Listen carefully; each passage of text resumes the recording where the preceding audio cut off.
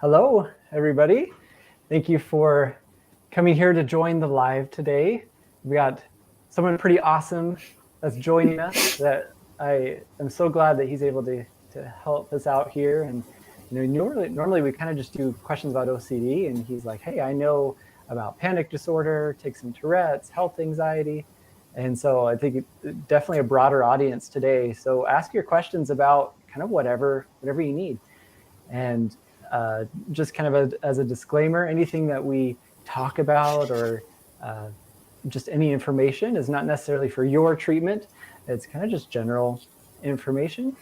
And since we've got Max here, Max is in California. You That's right. practice.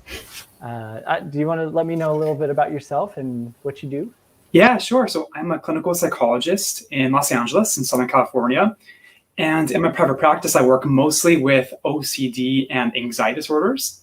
But I have a particular affinity for panic attacks, like you mentioned. And I love working with health anxiety. And I do a lot of tics and Tourette's syndrome work as well. Yeah. It's pretty amazing. It's actually very prevalent, tics and Tourette's and panic disorder, but hardly any providers. And I'm not sure why that is, but. Yeah, no, I've definitely noticed that. That was one of the reasons why I wanted to kind of create this subspecialty, because it's something that, like you mentioned, a lot of people struggle with, but a lot of people don't know where to get help from. And there are some really awesome, powerful treatments too. I think it's like very empowering to have people learn how to be able to manage those symptoms that can cause like quite a bit of suffering. Oh yeah, it's interesting. The treatment is very simple, and it's just needing someone to be there to direct you along the way of how to actually do it. It's simple yet pretty difficult at times. So having that coach kind of like therapist can be like really very useful. Oh yeah. And so, well, I'm glad Max is here. What we're going to do is we are going to just pull some questions up that you guys have in the comments. And if for some reason I don't get to your question, make sure you write that in the comments, because I'm going to go back and try to answer as many as I can through there. And so let me just pull one up here that I can find.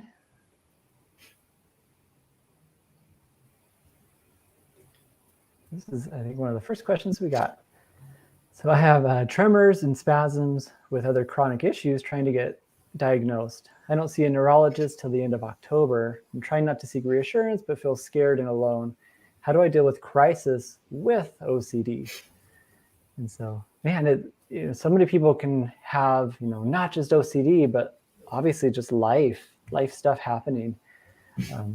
I know with real anxiety, not that OCD anxiety isn't real, but anxiety that, we're in immediate danger. That's the thing I tend to look for me, as like an indication that we're in danger versus all of the guesses. And I wonder if something's going to happen and what will they say?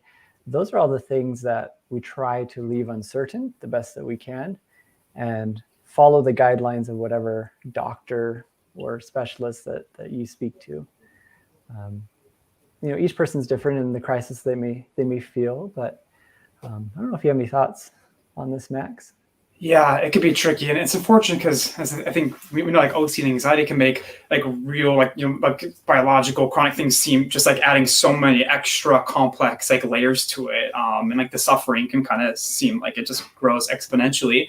And I really like what you were saying, Nathan, where it's like really helpful to be clear to ourselves. It's like what's like the medical kind of diagnostic, and what am I doing to really take care of myself? And it sounds like this person has a neurologist appointment set up, which I think is like perfect. And then also be able to like not allow that voice of the OCD or anxiety to make this extra meaning out of it. And OCD and anxiety love telling us really scary stories about the future and about things that could happen or might happen, and to really ground ourselves in the facts and be able to keep as present as we can. And hopefully like knowing that we have a medical appointment set up or we're doing actual real things to take care of ourselves could help us let go of buying into those stories like OCD really wants us to. But it is hard, right? Because like every like neuron in your brain is going to want you to figure out, going to want you to overthink, ruminate about it.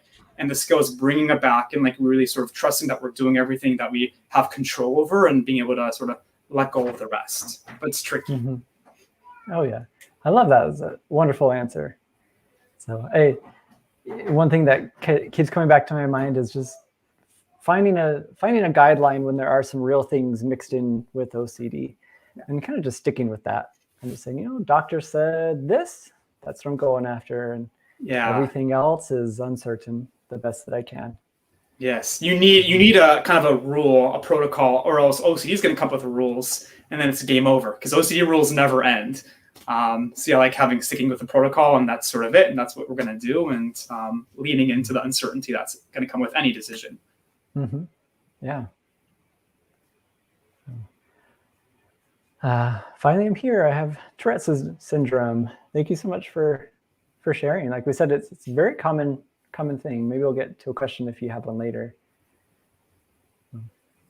My ROCD, relationship OCD, and intrusive thoughts make me think horrible thoughts against my boyfriend. I know I love him with my all, but sometimes I let my thoughts make me irritable with him. How do I stop? At least in my experience, irritability is super common within OCD because people just want to live life. They want to enjoy what they're doing, and as intrusive thoughts are rolling in and anxiety, it's hard to be present in the moment, and so it can be really easy to be triggered by anything. And especially when they're, you kind of label them as horrible thoughts against boyfriend. I know we try not to stop the thoughts. That's one of the biggest keys is we don't stop the thoughts. We just change the way you're reacting to the thoughts. And so we might know possibly this is what I've labeled as a horrible thought. Sometimes we don't even label it as like a good thought or a bad thought. It's just a thought. Because I think the second we say, ooh, there's those horrible thoughts again, then all of a sudden the brain's like, okay, then it's bad. And I'm going to make you feel all these emotions. Sometimes we can just say, oh, look, there's a thought again. That's great. Oh, cool. There's a thought again. And kind of just respond to it completely different. And when irritability does come, sometimes people do have their own things they use, whether it's, I'm going to separate myself for the moment, maybe do some treatment strategies and come back. This is very tough. Yeah, it is very, very tough. Absolutely. And I think, Nathan, like what you said in terms of just sort of like really pushing ourselves, it is so easy, especially when we have OCD in our mind, just like want to like interpret thoughts and make a meaning out of it. And it's so easy to buy into that, but really pushing ourselves to truly see thoughts as just thoughts. There's no good thoughts. There's no bad thoughts. There's no horror thoughts, or just kind of seeing them as neurons firing and coming up with stories. And the OCD mind is going to want to latch on, but got to step back and not buy into them. And the more you do that, I think over time, the less power those thoughts will have, and it's kind of the better you'll feel naturally. And I think you will feel less irritable. And in the meantime, when you do notice irritability, and again, this is kind of like general for anybody who's OCD thoughts or anxiety creates irritability, because if we see it all the time, is really being compassionate with yourselves too, right? Like recognizing like, yeah, this is a thought, sure, like thank you brain for that. And yeah, this sucks. And like, this is really hard, and it's okay to have hard times, and it's okay. I'm really struggling. And how can I treat myself like somebody I really love and care about? What would I say to a really good friend? And if we can take that gentle, kind of tender approach to ourselves, that tends to just sort of soften those feelings too.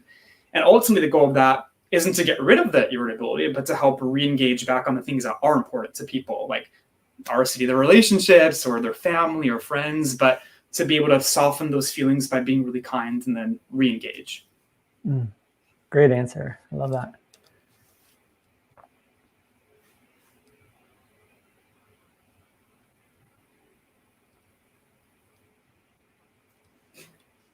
My mind, as any thoughts come up, I am communicating with those thoughts, very strong urge to fix them, and my body sometimes feels uncomfortable feelings and continuously urge to fix my t-shirt or going to pee.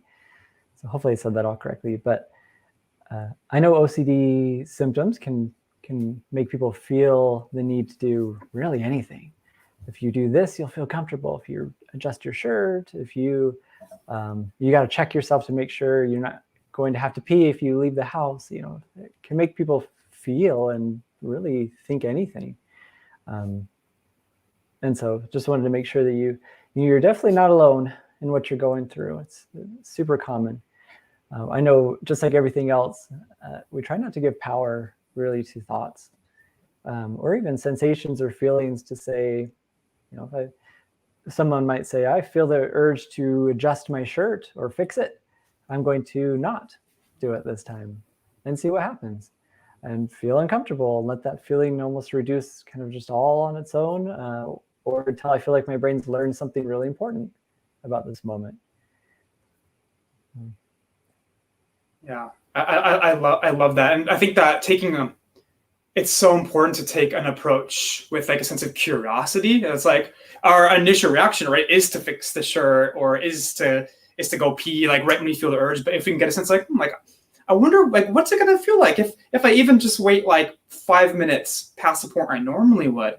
What's gonna happen to the urge, right? If I don't get rid of the urge, oftentimes we have like all sorts of like fears of it staying forever or getting so bad, like our heads gonna explode. But like really checking like what actually happens to that urge. And yeah, like Nathan, just like you were saying, like usually it's just sort of like a storm rolls on and passes through, but we have to teach our brains that by actually doing it, right? You can't just tell yourself this urge to go. You have to actually like put yourself in that position for your brain to learn, oh, if I wait a little bit longer, actually the urge gets better without me doing anything. Like that's pretty cool. I like that. That's kind of the case for a lot of things. Is like, let's just kind of wait it out and see what happens. Almost do an experiment with it. Is like you said, those feelings, they tend to reduce kind of just all on their own. Yeah, OCD hates waiting, right? It wants you to do it now and do it quick and do it fast. And again, even if you wait like a tiny little bit, you're taking some power away from the urges and from the OCD. Oh yeah, absolutely.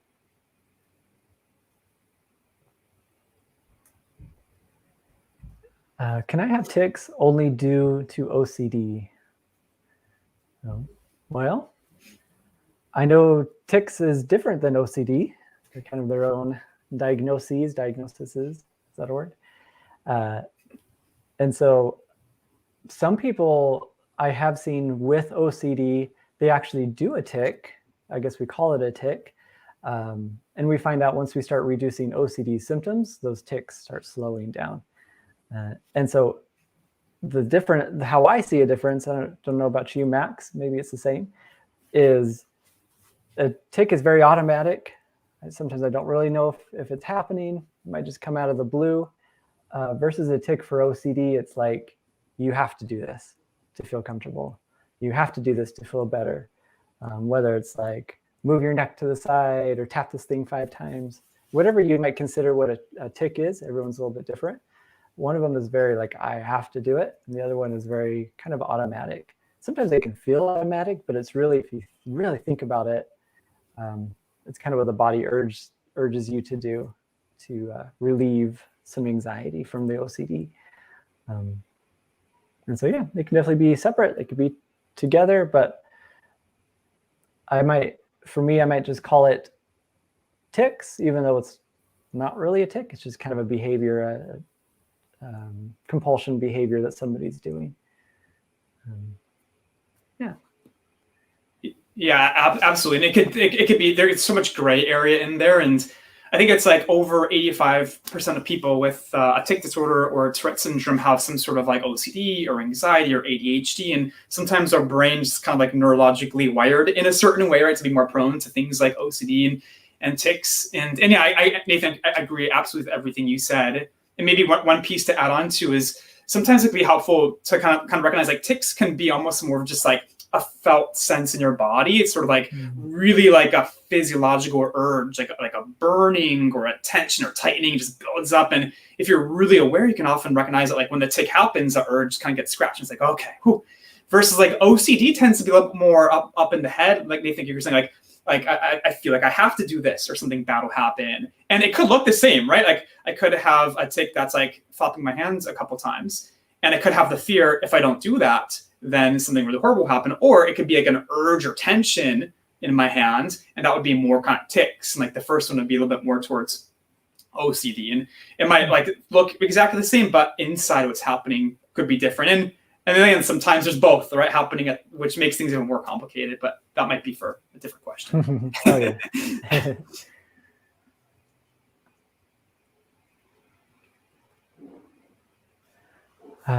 Sometimes I feel like I actually enjoy my OCD thoughts, like it is a desire or enjoyable fantasy. This scares me and I don't want this. Is it OCD or denial? Well, I can't really tell you because I don't know you or what, everything you're going through.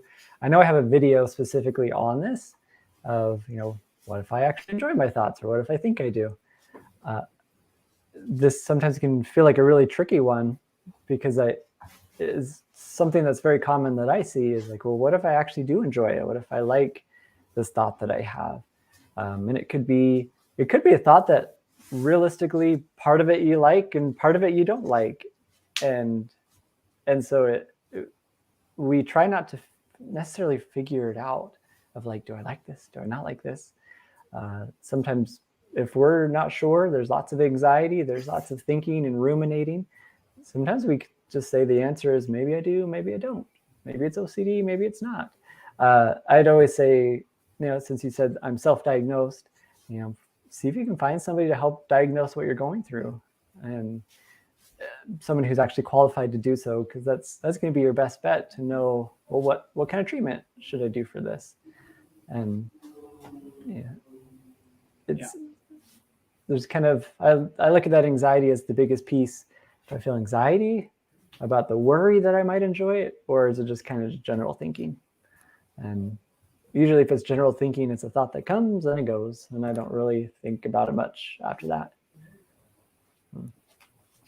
Yeah, I think it's such like a classic question with like OCD. I don't think I've ever like worked with somebody that can say like for sure, oh, this is like the OCD or not, because it's just sort of a doubt, right? And especially as people get better, there tends to be this sort of like resigning thought, like, well, what if that thought was true after all? Because I don't feel anxious about it. And like an OCD, I think in the long and short of it, it's always gonna come up with another what if. And Nathan, just like you were saying, like we just can't indulge with that, and we have to ultimately sit with not knowing, like you said, maybe you do, maybe you don't, or maybe you like it and don't like it at the same time, right? Like humans, we're very complicated, complex beings, and one of the biggest things about OCD brain versus non-OCD brain is OCD brain is going to like really push you to like latch on to making meaning and to figuring out, where somebody else might be like, oh, well, that's fine, whatever. But OCD is like, no, you got to deal with this right now. In fact, I'm going to take away everything until you do figure it out. And in these cases, I think one of the most powerful approaches is not only the letting go of figuring out, but then like recognizing, what's worrying about whether it's true or not. What are the consequences of that on my life right now? Like, what is it actually taking away in terms of my relationships and my values? And what would I rather be doing with my time than like trying to figure it out, or by feeling really bad about myself? And can I engage in those behaviors versus kind of like feeding the OCD beast some more? I like that.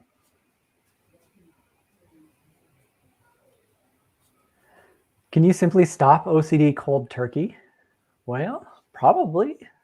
I mean, if you really, really, really want to. Super, super hard, but it's probably even knowing, what does that actually mean? Because we know we don't have control over thoughts. And so a lot of people contribute that as like, I'm still having OCD symptoms because I'm having thoughts, but that's not really what it is. It's like, I'm having OCD symptoms if I'm having thoughts and I keep doing a compulsion with it, or I keep trying to ruminate or problem solve or figure it out. I've seen people, at least that have come through my office, that are like, I am just done with this. And they come back a week or two later and they're like, I didn't do a single compulsion since I saw you last. I'm like blown away that happens, but it takes a lot of dedication to even recognize, here's all the compulsions that I do. I'm going to write them down and really focus on not doing them this week, and doing exposures with it. I mean, I think cold turkey, I mean, someone can be really good at not doing the compulsions, but do I have the right mindset with it? Am I stepping closer to a threat if I need to? It's just knowing what to do. And it feels like a big risk, I think. Yeah, you absolutely can, but it's really, really hard. And I guess I'm worried too, just because it's like technically possible to like stop doing compulsions and like facing your fears, that By no means should people feel like they need to do that or like they're doing it wrong if they're not, because this is hard stuff. You're like operating counter to what your basic like instincts are telling you to do. So I encourage like, people like not to feel any sense of shame and to certainly take it at your own pace. And some people take a really long time on their journey, and that's totally okay. Some people go really faster, and that's totally okay too. So I think it's important to like gently push yourselves, but recognizing that everybody's going to kind of do it on their own. And I would argue that going cold turkey isn't necessarily better or worse than taking a while. It's just we all have our own journeys and processes, and it's sort of okay to do it in a way that feels like you're pushing yourself, but that's also you're gentle and compassionate with yourself. And sometimes that's what we need. And sometimes we can do a cold turkey, which is cool also. Mm-hmm. Yeah, I love that you brought that up, because it's definitely possible, but it doesn't mean that's the way you need to do it to get better. Everyone's at their own pace, and you give yourself grace. I'm trying not to say that because it rhymed, but pace and grace. That works. But yeah, it's enjoying the journey that you're on and allowing yourself to go there. Yes, and sometimes I think a really common thought too is a sense of like exposure response prevention is just saying like just stop it, just like stop the compulsions, and it's like no, like it's like there's so much going on and so many moving parts and pieces, and that's why having like a therapist who's OCD and anxiety competent and knows ERP is sometimes necessary to make those changes, because it's some tricky stuff, and it's not nearly as easy as just stop doing it. There's so much happening, and it takes a lot of work to do this. So it is it's tricky. For sure. I am beginning exposure and response prevention, and the exposures on my list don't cause anxiety anymore. So I feel like the scripts aren't effective. Do I wait for the next time OCD comes up and be ready to do an exposure? Well, each person's different. Everyone's treatment's a little bit different. I say if you have a therapist, you kind of follow whatever they say. But for me, how I schedule things for people is I say, we want to find it before it finds you. And then we also want to do exposures when the time comes. So when OCD hits you, we want to be ready for it. And so it's tough, because usually when people can't find, I mean, I'm doing exposures, I can't find myself bringing anxiety. Sometimes that's not always a bad thing. It's a good thing. We can actually do exposures sometimes without anxiety. It's more of just practice. Can I practice doing this behavior or thing, whatever it is, over and over and over again, so that when the OCD does hit, I'm more ready for it? Because we don't always need anxiety to be there. It's more just saying, I'm doing something probably different and opposite than I normally would with this. And usually, and I guess another thing is, if you do want anxiety for some reason, usually people are like, okay, I need to find what the next step is for me on my hierarchy.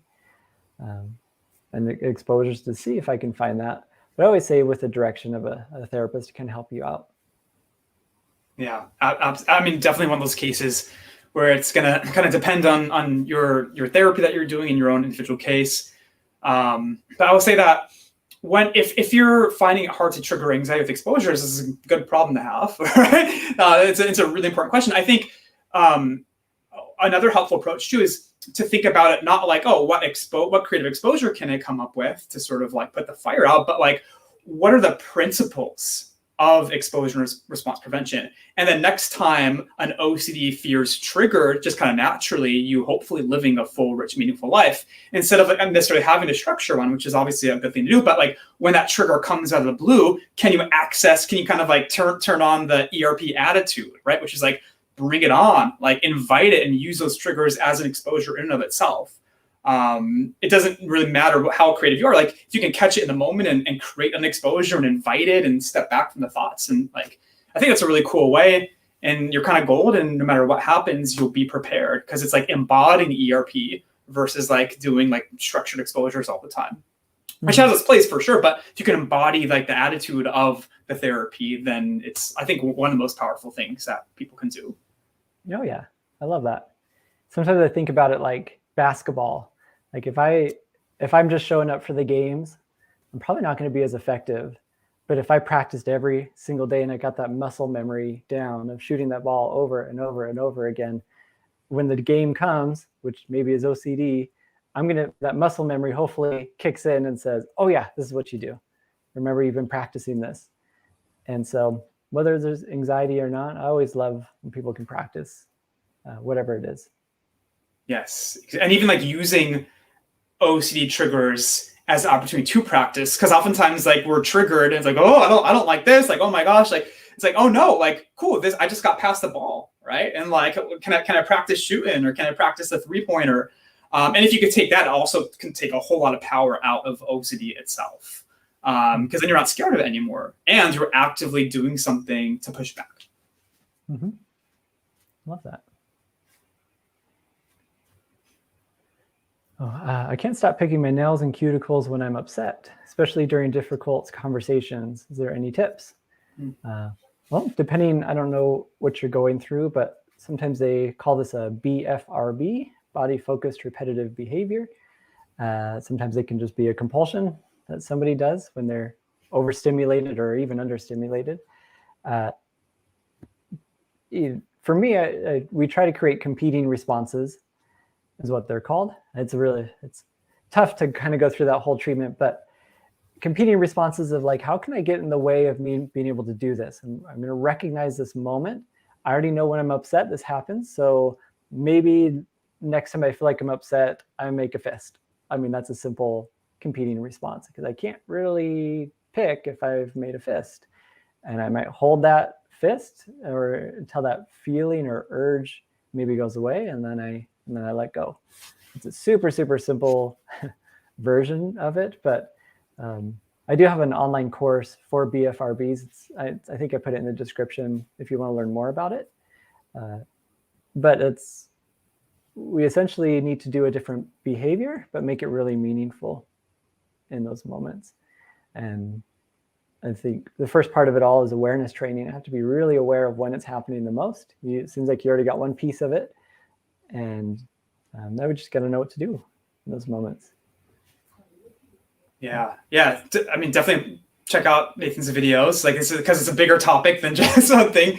And I think, like coming up with the competing response, incredibly powerful stuff. And it could also be helpful. It's tough to kick a habit like that. It does take work. And a lot of people I work with, they come in with habits that really do cause immense stress, and they're very motivated, like picking skin or hair pulling, and some people with other. And I'm very open with people and recognizing, look, like this, if we're going to stop a habit, it's usually going to have to cause quite a bit of distress, because it does take work. Practicing a competing response every time, noticing your awareness, it's really a radically different way to approach it, but very possible to get your nail picking under control, depending on how motivated one is to do that.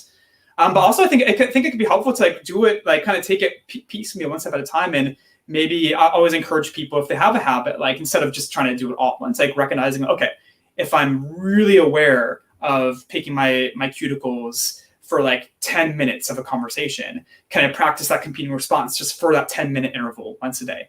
And then we can kind of expand on it. And like, it can be helpful to take it just like step by step. So you learn how to kind of ride the waves of the urges and like practice competing responses. Then you can kind of apply it to any time that you pick or pull your skin. Yeah. But yeah, there's a lot of moving parts and pieces with that treatment for sure. Mm-hmm. I love that.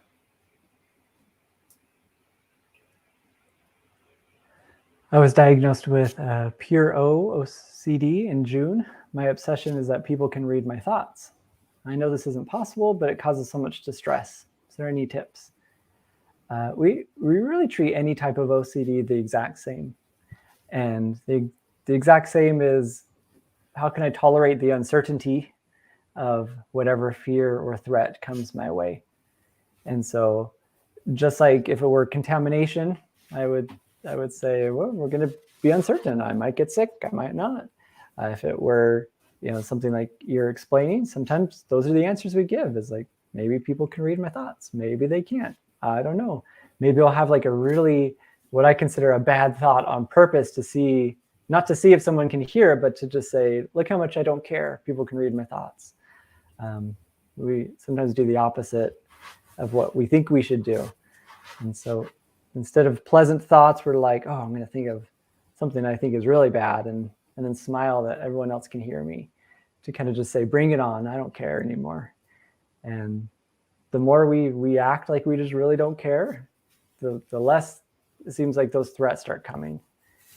And so exposure and response prevention tends to be the key for this kind of OCD, actually all OCD.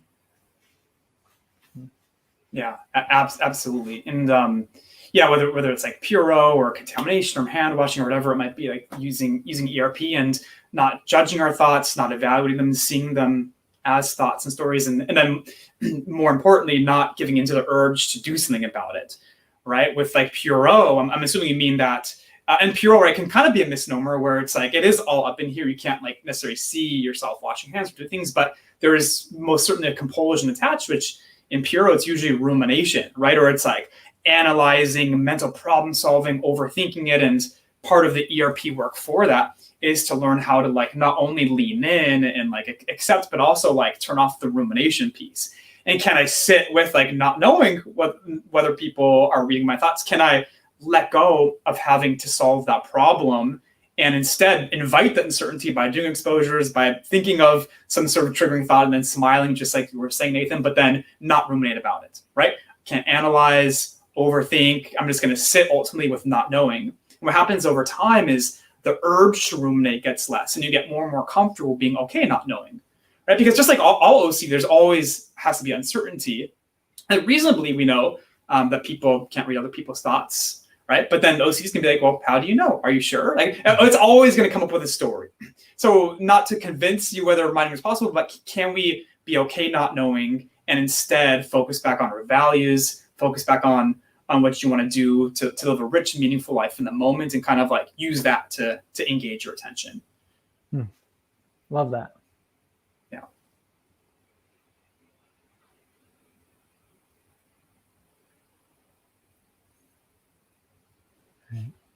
What is considered a tic? Like rolling your tongue? What do you think, Max? Oh yeah, I like anything could be a tic, really. People can have tics like hitting themselves, hitting other people. There's vocal tics where people kind of create some sort of noise or words. There's physical tics where people have like spontaneous body movements. There's simple tics where it's like kind of one simple movement or one simple vocalization. There's complex tics. So it can really look like anything. There's no necessarily rhyme or reason for it. So yeah, it's kind of like anything. Could like technically be a tic. Mm-hmm. Oh, for sure.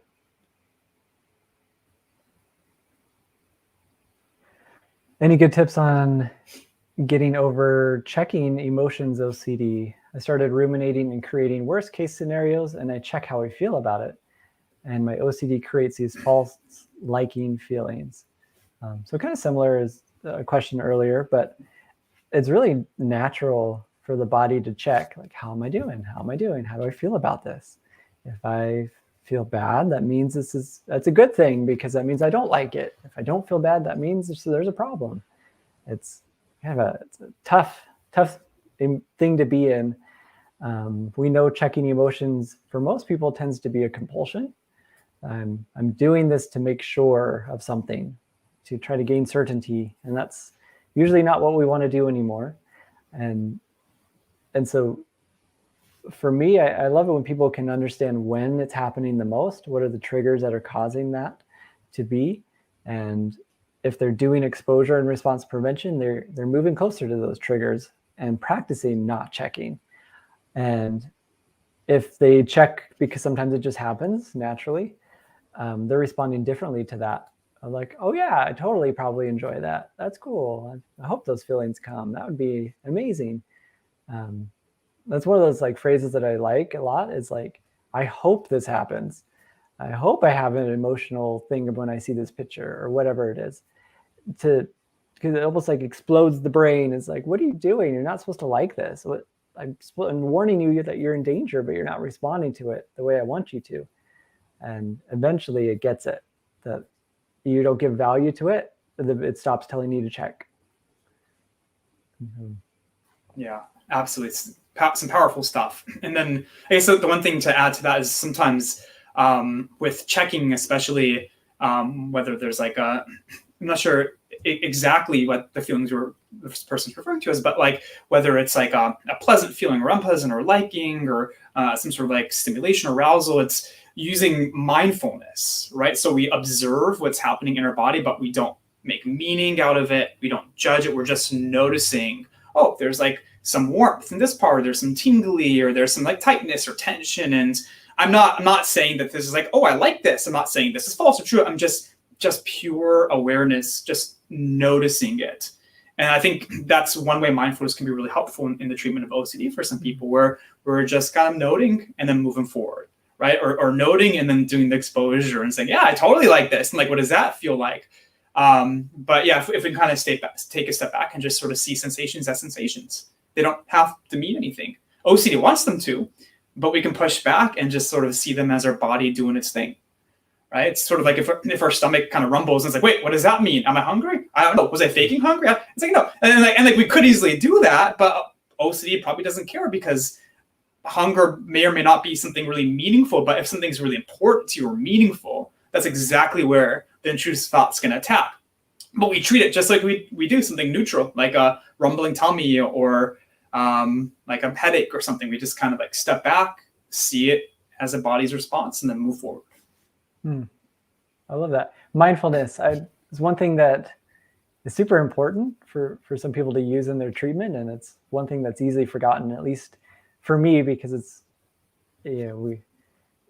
mindfulness we can use in good ways and sometimes bad ways. And this is definitely one of those good ways to kind of just recognize what the body's doing and not put judgment to it. So I love that. Absolutely. My OCD gets really bad at night. Super common. Nighttime seems to be, I guess, a bad time for a lot of people. Yeah. What are some good techniques to keep me distracted? Well, we don't want to stay distracted, and not want to do my OCD at nighttime routines. Well, I think if we're in that mindset of how can I distract myself, it's kind of like checking. I'm going to check to see if it's still there. If it's still there, it's actually bringing it more to the forefront of the person's mind when they're trying to get out of it. And sometimes we create mini goals for ourselves. Here's my nighttime routine that I feel like I have to do. What's something I'm willing to work on? Whether I'm going to lock the door 14 times instead of 13 times, or instead of 16 times. Like, I'm just whittling away some of these compulsions. And I know when people start dreading nighttime because they're like, great, here it comes. Here's the anxiety. Sometimes I have them be in that mindset of like, I sure hope it happens tonight. Like, I'd love it if anxiety joined the party tonight. That would be amazing. And, it can join me while I'm watching my movie. It's going to tell me to do the lock 15 times, but I told myself I'm going to do it 10. So that's what I'm going to do. And deal with the discomfort and tolerate it the best that we can. And really change the whole idea of nighttime anxiety being a bad thing. Instead, it's just the brain's waiting for that moment. And so it's kind of prepping for it. So we're just like almost welcoming it, kind of like Max said earlier, like welcome the anxiety. And the more we welcome it, sometimes it's like, wait, if you're inviting me here, maybe I don't really want to be there. And so supernatural, like I would want to distract myself from anxiety. I think it's just a total natural thing to do. But instead we try not to the best that we can and say, let's just let it be and respond to react differently to it. Yeah, I think it's all about kind of slowly chipping away at the rituals, setting manageable goals that are going to push yourself, but feel like very doable. And and I think always if we can welcome the OCD, invite it, expect it, it tends to, we stop seeing it as a threat and we start seeing it as what it is, right? Kind of a trick that our mind is playing, and we're able to kind of go into our and live our lives. And even if you can engage with the fear and sort of like do your thing for like a couple minutes past the point where normally I think that's a huge success over your OCD. So kind of slowly, like, can you maybe distract yourself for like half an hour one night and like 25 minutes the next night, and just kind of like, Nathan, you were saying, whittling it down. And then also I find it helpful too to differentiate distraction from re-engagement. right? Because this isn't to say we want you to just like be like thinking about it and like ruminating about those. No, like I think it can be really powerful to like use your attention and re-engage in your self-care, in like being with people that you care about and doing your thing. And we're not running away from the OCD, like certainly like taking the attitude of, yeah, come on with me, OCD, like brushing my teeth and you're right here barking away. Like, can you bark more? Right. But at the same time, then being able to re-engage, like, can I really smell the minty smells of the toothbrush and feel what it's like, and seeing if you can like be present with what you're doing while OCD joins you on the journey. And then inevitably you're going to get caught up and, oh my gosh, I don't like this. And it's like, oh, there it is. And whenever you're aware that OCD's caught you back and you're running away or distracting, is another moment to kind of like re-engage, kind of doing what you got to do with OCD. Perfect.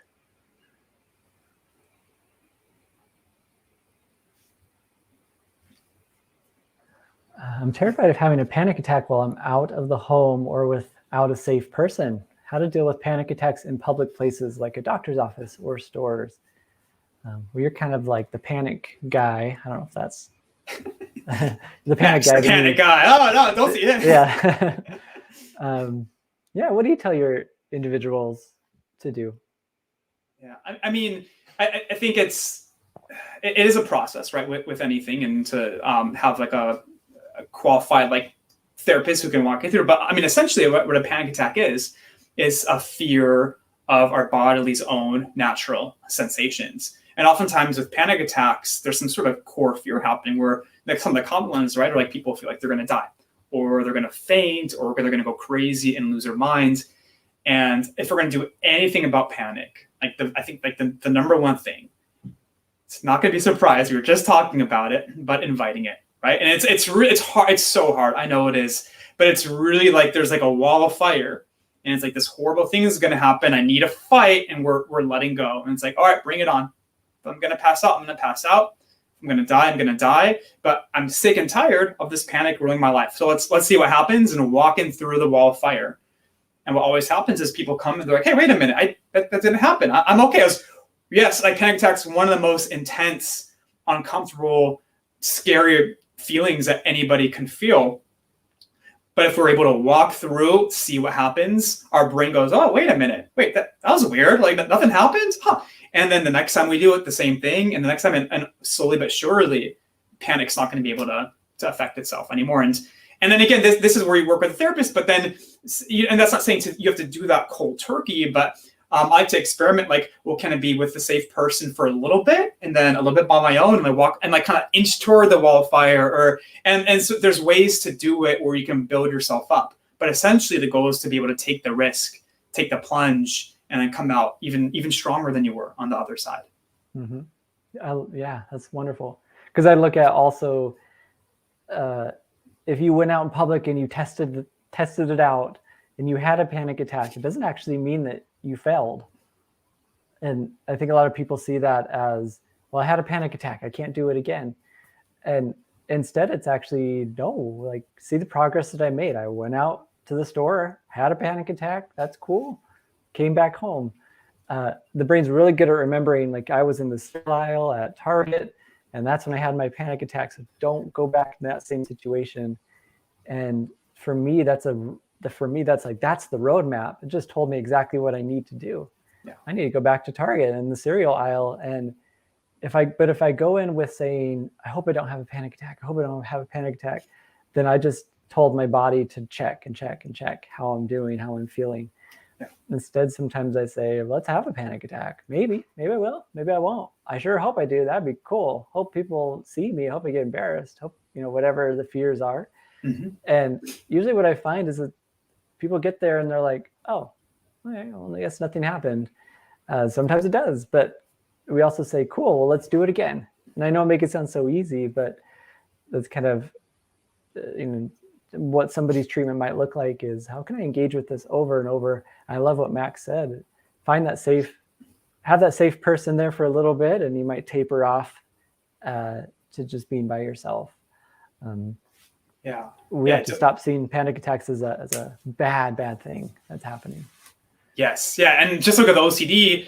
we see our thoughts as bad or nasty, or no, like thoughts, they're thoughts, right? They're kind of like stories your brain's coming up with. And same with panicky feelings. Like we see those as dangerous. Like, oh my gosh, my heart can't be beating fast. I'm shaky. It's like, no, like this is like totally natural flight or fight. Your body's doing exactly what like tens of thousands of years of evolution. It's like, and if you can even like take a step back, like, well, this is really cool. Like, wow, this is an intense like sensation. Like, can I have more?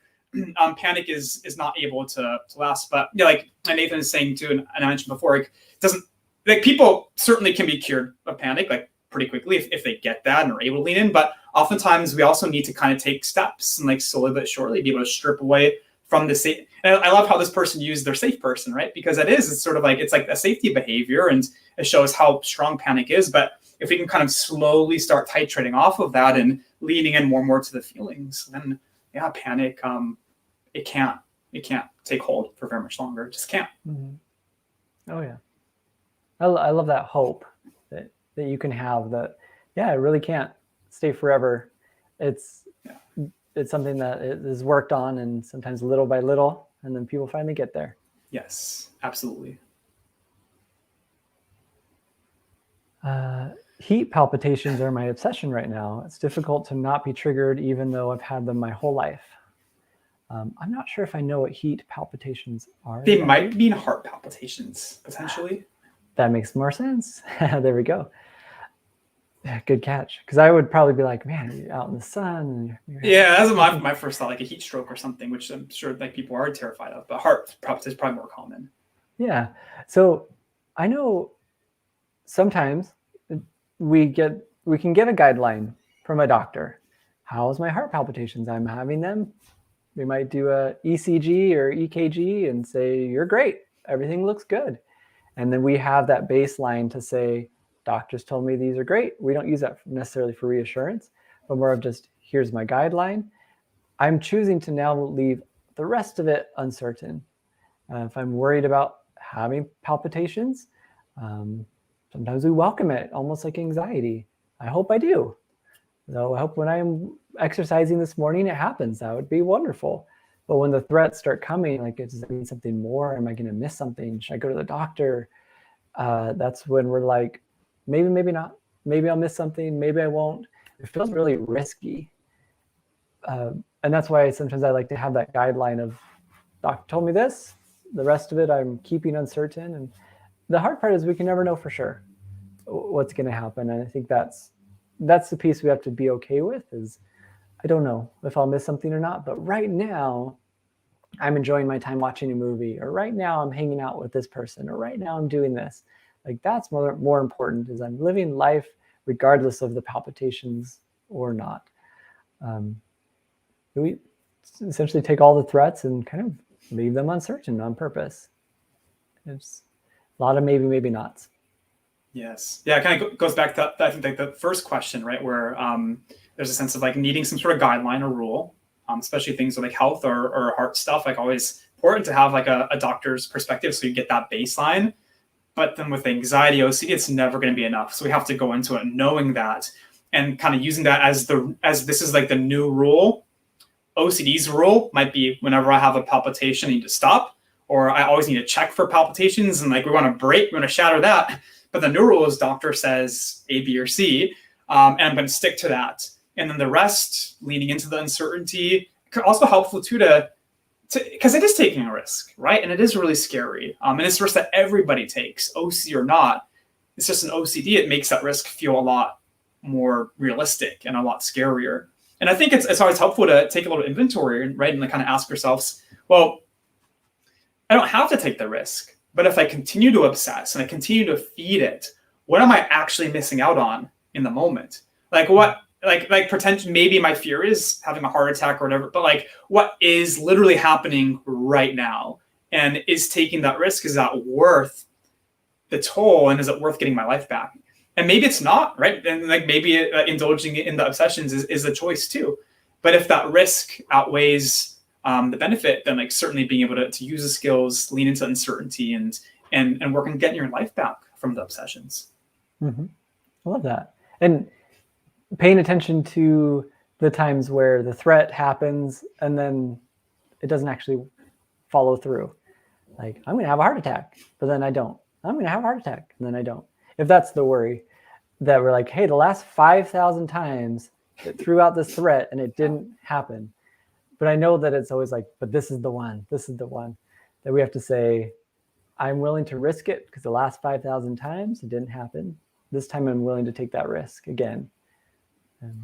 Yeah, I love that. I think it's really helpful, like going into things that are really scary, and even like kind of asking ourselves, like while you're in it, right? Like, how likely does it feel like I am going to have a heart attack? Like, how we're just assuming it's a heart attack, but that's okay. Like, how likely is this really scary thing going to happen? Like, maybe it's 97% likely. Like, and then still like not doing the compulsion, writing out, and afterwards, like really asking yourself what happened. How likely does it feel now? And I love that too, Nathan, because it's like such a cool way to really teach your brain, right? That like these thoughts really aren't as like scary as they want you to seem, and like that we can tolerate not knowing and come out okay.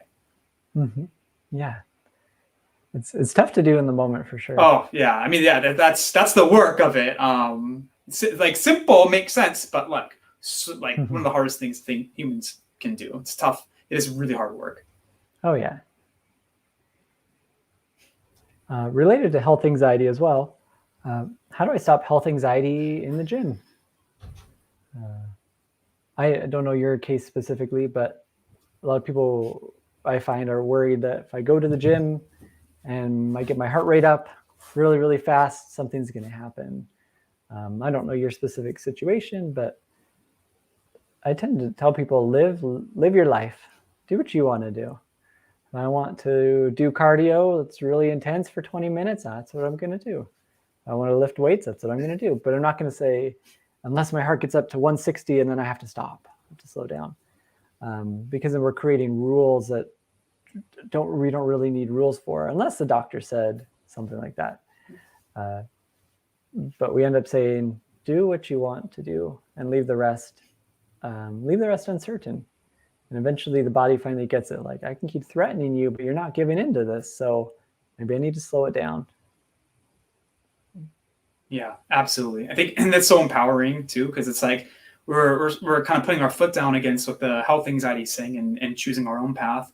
And I think, with any anxiety disorder, I think the core of it is wanting to stop the anxiety, especially in places that are important to you. But kind of like really, and this is an interesting shift, by keeping in mind, like the goal can't be to stop the health anxiety, because as soon as you try to stop it, it's already won. It's game over. So just like Nathan was saying before, like using that as an opportunity to invite it, like, okay, like health anxiety is joining me at the gym. Here we go. And like, can we invite it even more and taking it with you? But instead of like really like focusing on the health anxiety, focusing on your values of why going to the gym is important and like what it means to you to go to the gym, and kind of like using that as your direction forward versus like trying to run away from the anxiety. I love that you cut that word stop, because it's when we have that in there, then it's how can I get this to go away? And and of course we want it to go away, right? That's exactly that's like the trap that anxiety always sets. And that's why it's so tricky. Yeah. And this is a big question. What is the root cause of OCD? Oh, okay. That's a good one. Yeah.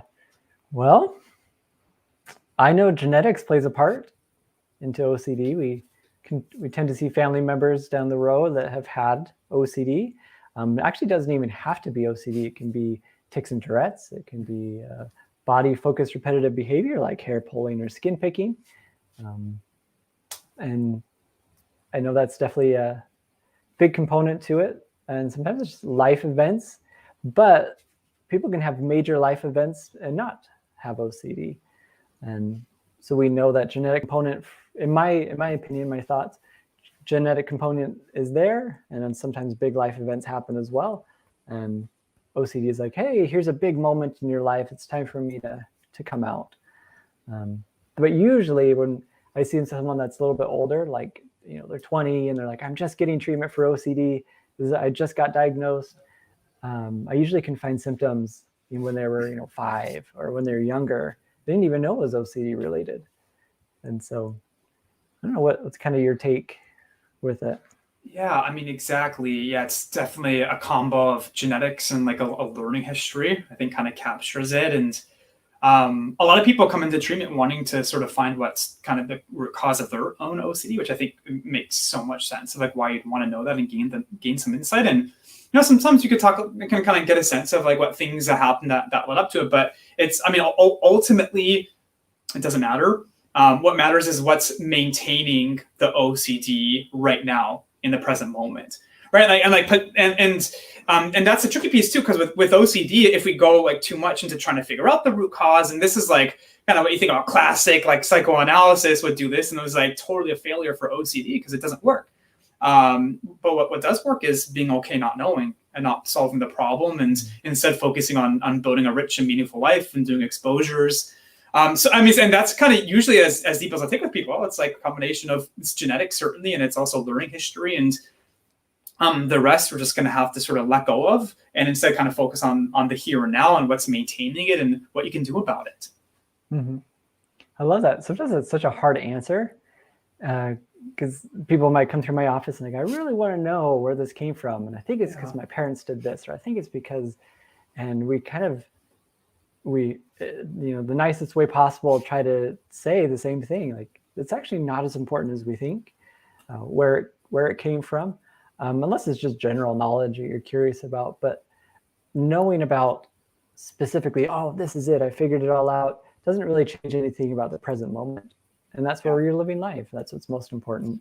Yes, absolutely. And then some people like do value insight. And I always say like, once the OCD is taken care of and like, you know how to cope with it, doesn't bug you, then you could, if you want to, you can like do some of the more insight oriented, but before then, while you're really in it, it's just, we can't. And because that's going to fuel it more times than not. And yeah, can we just focus on here and now, be present, and chipping away at the hold that OCD has over people. I think that's the number one thing usually. Oh yeah.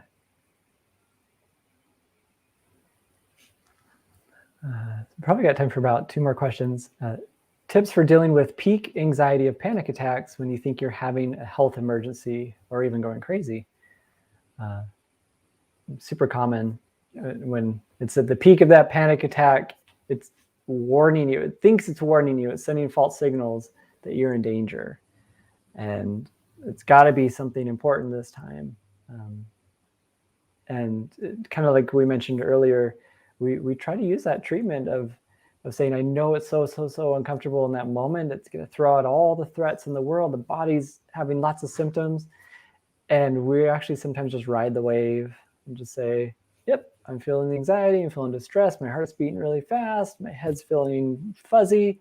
Sometimes I tell people like to almost enjoy the feeling. What if I completely enjoyed it instead of saying, oh no, it's horrible. It's happening. It's happening.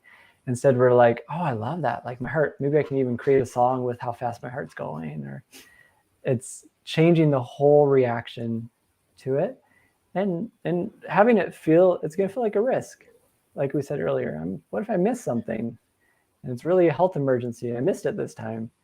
And we kind of say, because I know a long history of this happening, I'm willing to risk this one too, and risk the next one, and risk the next one. Yeah. It's really tough. It is tough and easier said than done, but yeah, just absolutely riding the wave of it as best as you can. And also recognizing that, well, yes, it is a risk. Of course, you want to take a reasonable and safe risks, which again, like could be helpful to have a doctor. It's like, okay, when is a medical emergency, and when am I going to have to assume it's a panic attack? And stick into it, even though it's not going to feel like a panic attack, but we're going to stick with that rule we set. But also like, it is like recognizing what are the risks of going to the emergency room? What are the risks of doing a safety behavior, of not riding it out? Because there are real consequences of indulging in like the safety behaviors and the compulsion, and like at the least it's maintaining the panic, because we never give our brain an opportunity to sort of like recalibrate itself. But even more so, it can grow and spread, or it can take away from what is happening. So usually this stuff does have risks that will for sure, like we want room for uncertainty, but will are very likely happening right now to you. And oftentimes getting in touch with that, it's really scary, but I know that going to the emergency room, calling my friends, getting reassurance, I know where this is going to take me. can I lean into not knowing where writing this out will take me because I'm sick and tired of this stuff taking over my life? Yeah. Focusing on the here and now. I love that. It's super important. We want to enjoy life regardless of bodily symptoms and anxiety. And I'm going to do this even though this happens. Yes.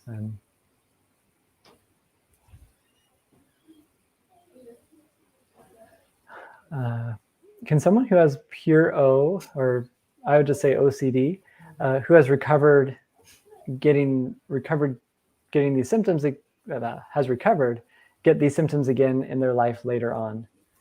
I know OCD is OCD. Somebody might have symptoms and then symptoms go away, and they might not have symptoms for weeks, months, sometimes even years, I've seen. But I know that OCD, I tried to say, let's continue to always do treatment in some fashion, just in case symptoms want to come back. Because I know just as life progresses, we know OCD attaches to what people value and they care about. And so once I get married, there's a potential chance of maybe OCD attaching to that. Once I have kids, once I, whatever the big moments in life. And we just say, if we're prepared for those moments of, I kind of use the equation of like, I'm feeling anxiety, I have lots of intrusive thoughts and questions and wonders. It usually equals OCD. If I don't see an immediate threat, nothing's actually happening right now. And I love, outside of OCD symptoms, for people to practice the uncertainty in everything. Do I really need to know this right now? And if not, maybe I'm just going to keep it uncertain so I can train my brain to say, I don't need to know. I don't need to know. And it can help with possible OCD symptoms in the future. But I guess simple way is like, yeah, symptoms definitely can come back. But we don't sit there and say, I hope they don't come back. We actually say, maybe they will, maybe they won't. Trying to act like we really just don't care about it. Yeah, I love that. Yeah, absolutely. And I think it's too kind of what we were talking about earlier. It's the sense of like living the ERP lifestyle, right? The exposure and response prevention attitude, where beyond OCD, can we push ourselves to face discomfort if it means living a valued, meaningful life? Can we like notice uncertainty and invite it and lean in? Even like little things, like if you get an email, can I wait 10 minutes instead of immediately checking? That's, again, all this stuff is like helping your brain learn to ride the wave of uncertainty. If it's not directly related to your OCD theme, it's still general uncertainty and general discomfort, right? Even things with like seemingly trivial things, like if it's cold outside, our first reaction might be to like bundle up and get a sweatshirt, but it's like, what's it like to kind of lean into the cold? And it's like, feel the sensations, not immediately have to get rid of it. And if you can live in that way and kind of like just gently push ourselves, especially if it's in a way to really engage with life and kind of grow stronger, then even if and when OCDs pop up, you know exactly what to do with it. Bounce back so much quicker. And it won't kind of like have that power that it often does at first. Mm-hmm. Yeah. It's amazing. It's just like anything else. It's a skill that you learn that you want to continue doing. And Yes. So when that game happens, like we talked about earlier, you're ready to take action. And so, yeah, thank you so much, Max. I know we didn't get to all the questions on here, but like I said, if you're able to put those in the comments, I'll try to go through and answer as many as I can. I have Max's website down in the description if you want to know more about him and his practice and who he is. And appreciate you being here, Max. Yeah, it's such a privilege and an honor to be doing this with you, Nathan, and thanks for inviting me. And hopefully this helped a couple people out a little bit. Yeah, so I appreciate it. Thank you guys for joining, and I'll probably do this again in about 2 weeks.